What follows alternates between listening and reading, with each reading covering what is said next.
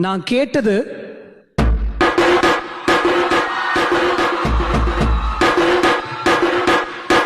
இந்த மாதிரி நான் மேகி கேட்டேன், ஆனால் என்னோட அம்மா கொடுத்தது. அம்மா இன்னைக்கு ஸ்கூல்லேருந்து வரும்போது எனக்கு ஈவினிங் ஸ்நாக்ஸ் எதுவும் வேண்டாம், எனக்கு நூடுல்ஸ் பண்ணி கொடுமா அப்படின்னு கேட்டதுனால வீட்டில் இருக்கிற கொஞ்சம் வெஜிடபிள்ஸை யூஸ் பண்ணி இந்த மாதிரி பிளெயின் நூடுல்ஸை செஞ்சு கொடுத்தா.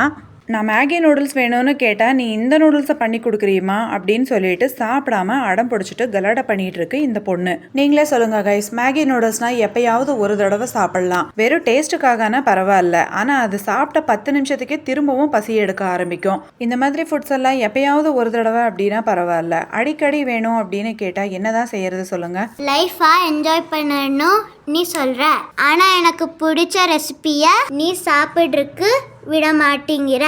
நீங்க சொல்லுங்க கைஸ், நான் பண்ண இந்த ரெசிபி ஹெல்த்தியா இல்லையான்னு.